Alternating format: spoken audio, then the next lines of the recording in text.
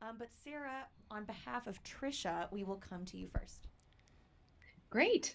All right. This is Sarah with Fangirls Going Rogue. It is so amazing to talk with you. Hey. And and I loved when Din took off his helmet for the first time in the Believer episode, which you Yes. directed. Hmm. And this new season is going to follow Din's journey because of the repercussions of Hmm. those moments. So I'd love for you to talk about why removing that helmet is so crucial to Din's journey in The Mandalorian.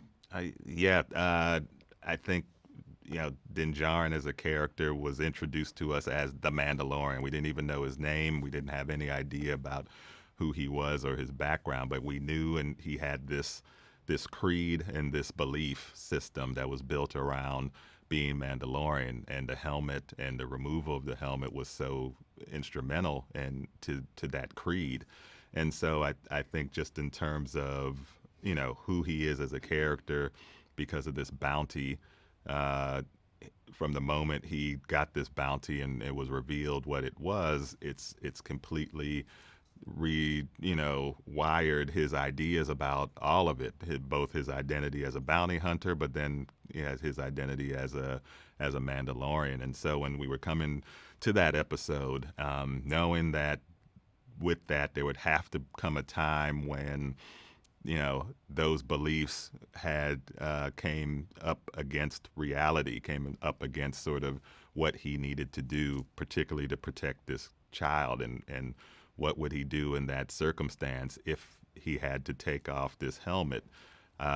So I think he made that choice. I think he made the right choice. But obviously, even sometimes when we make the right choices, it has repercussions that reverberate beyond. So I think in this case, and as we begin the season, that's exactly where we are. And even though he has this child now in his care in a more permanent way, those decisions for those who brought him in, that covert who took him in, are still going to have lasting consequences, which Din Djarin has to now find a way to atone for. Thank you. Charlotte and Caitlin, you're up next. Hi, Rick. I'm Caitlin from Skytalkers. It's so nice to talk to you today. Hey, nice to meet you.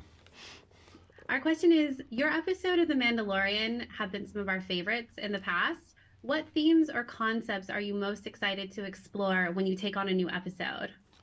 Yeah, I'm always trying to find a bit of complication, in the episodes that I do, or something that feels like I can explore a larger thematic idea, even though it's within the context of this world that's very very different than the one we live in. And so, what I liked about my second episode was this bounty hunter was faced with the decision he made then to not or that he's going to now have to face this child, and what this child means as he now has to deliver it to wherever he needs to deliver it to, and how that changes his ideas of the world. And then that obviously culminates in when he takes off his helmet for this kid, uh, for the same reason. But that episode was very much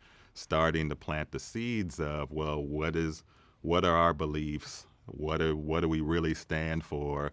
And if we only stand for them when they're convenient, then are they really truly our beliefs? And he got challenged in some ways by the unlikeliest character in Mayfeld, Bill Burr, in that episode. And so, I think this season becomes sort of a continuation of that conversation, now that we see not only, is he as a Mandalorian has a certain set of beliefs, but we know that there are other Mandalorians like Bo-Katan and her crew that have a different sort of idea of what that is. So how those come together and what that means when those ideas that are so very different have to then, sort of intermingle. I think that sort of complication has always been really fascinating for me, and this season certainly has a lot of that we will expand on, and so that I think is really the kind of stuff that I like to really get involved in as a director and a filmmaker. Richard and Sarah, you have the next question. Hey there, I am Richard from Skywalking Through Neverland, and it's so great to speak with you. Hey, good to talk to you too. For the episode that you directed for season 3, was there a particular musical direction you gave Joseph Shirley that you can tease us with? Well, I mean, I think first of all, I think Joe's work on this has been phenomenal, and obviously, you know, he's worked with Ludwig and been a part of that, and sort of continues on those themes that were built, but also just, you know, because of the size and scope and scale of this season, and I think they've all been big in their own right, but this certainly has a very, you know, cinematic feel to it. So I think what Joe has done throughout the season is build upon that, and some of those themes feel very much like the ones that, you know, we know and love and are familiar with, because it's just the scale of the show now sort of warranted something like that. So I do feel like we're feeling some of the opera this season around as Joe starts to tackle the music. So. Well, thank you very much, and you have spoken. I have. Kerwin and Keith, you have the next question.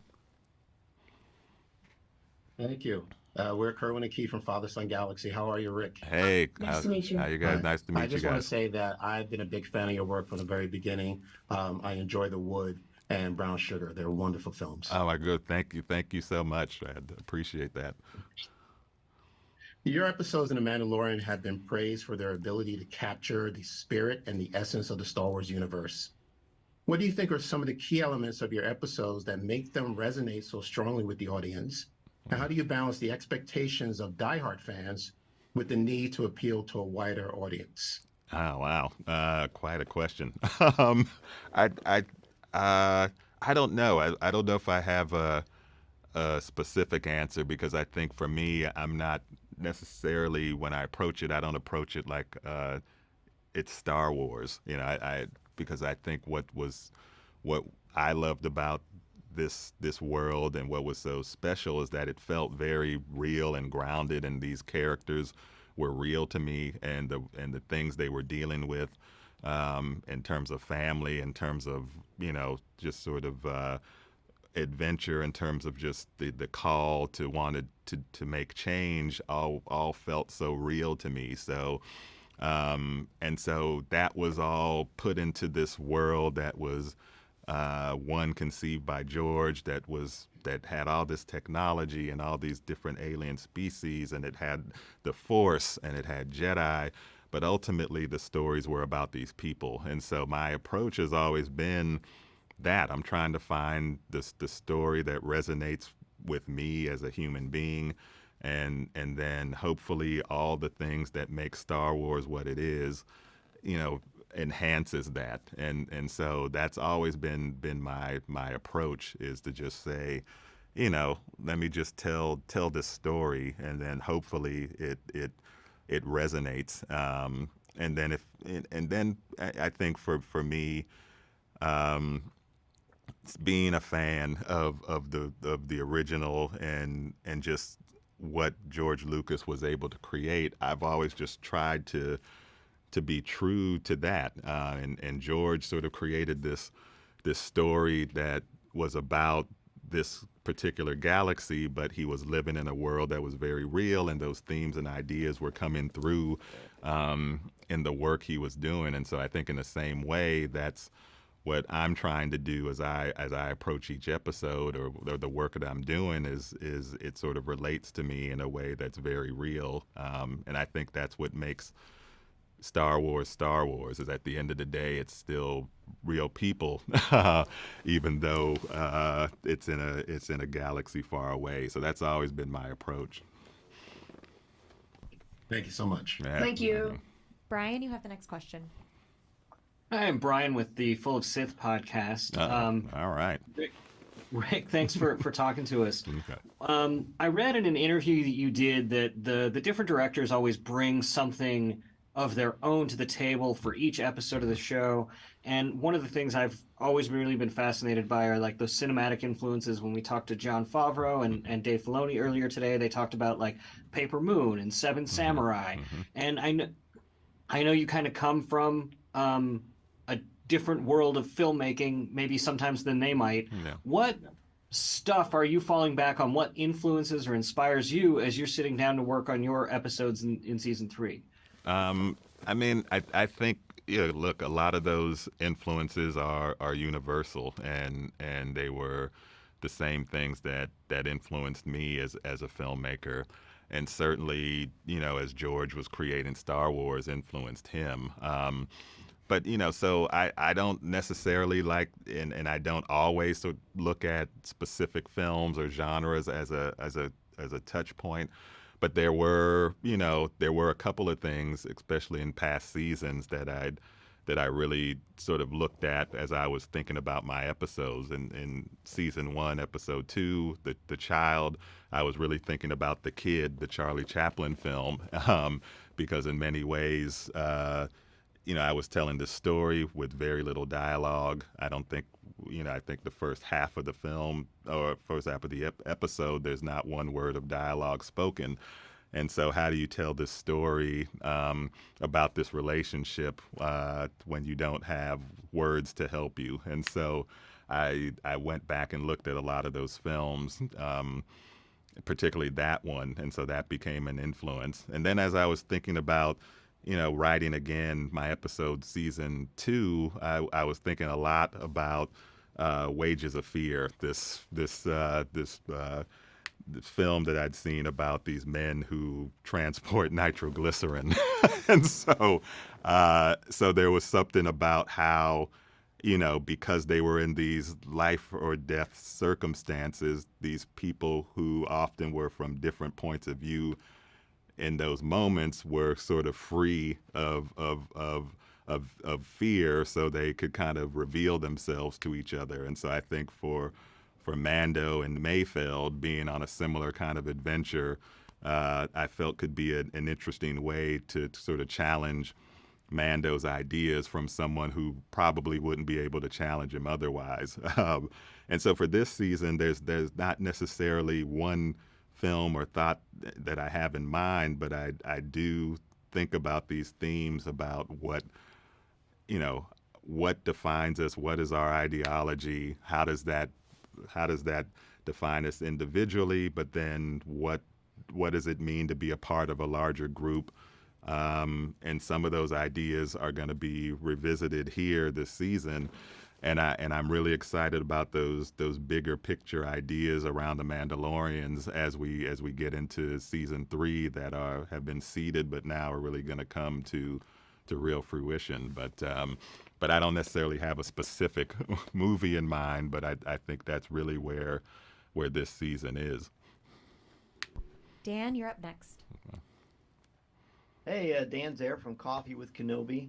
What's up? One of my favorite things about the behind the scenes of the first season, besides you wearing the J's, of course, best dressed director in Star Wars. There you go. I liked hearing about your the production and you all sitting together in that round table. If you could talk about your role in the production of the show and how it's evolved this season, and how does that impact your role as a director? Yeah, what's been incredible about this experience is, of course, my Star Wars fandom and geekdom has been, thoroughly expressed. But really, the environment that was created by Jon Favreau and Dave Filoni as this show was coming together really set the tone for the experience of making this story, and it was so collaborative and so open, and he was so open to each director bringing their point of view to the larger storytelling, that it really created a sort of a family dynamic in terms of how these stories come together. and it didn't feel like you're sort of passing a story from one person to another, but everyone was sort of telling the same story and sort of understood it. And there was a unique way that first season came together, because we were all sort of new to the technology and sort of had to really know what everyone else was doing. That informed the process moving forward. So because it's always been that, and John has sort of been the one who has done most of the writing, if not all of it, it doesn't have the feel of, like, what I guess would be traditional television. So it's always felt very collaborative in that way. So as my role expanded, specifically because I was also writing, and after the first episode I directed, John asked me to do another episode and also write on it. I've had the opportunity to sort of be a part of his process and that process as he's been writing, and thinking about the seasons as they're coming together, and that was the case in season 2. He asked me to write an episode, and so that meant, hearing and talking to him about his process and what he was bringing together, and talking to Dave and trying to make sure it all lined up as I was writing, because it wasn't like a traditional writer's room. So we all had to be aligned in what we were writing. So it helped me sort of see the overall arc of storytelling. So this season has been sort of a natural progression of that, and that now that I'm coming on both as a director but also executive producer, being able to have been a part of that process since season 1, and now it's sort of expanded in a way that there's trust between the three of us, trust between myself and John. And as the show just got bigger and bigger, it's something that I think we all, having been a part of it from the beginning, needed to all get our arms around. So I sort of expanded my role in that way, but in some ways it still feels very familiar to what we've been doing since season 1. And that's all the time we have for this roundtable today. Thank you all so much for joining. Please Thank say you, your goodbyes guys. and exit the Zoom room. Thanks so Thank much. you. Thank you. All right, good to see you. Take Awesome care, to talk. guys. So excited. Can't wait until Wednesday. Oh, yeah. Us neither.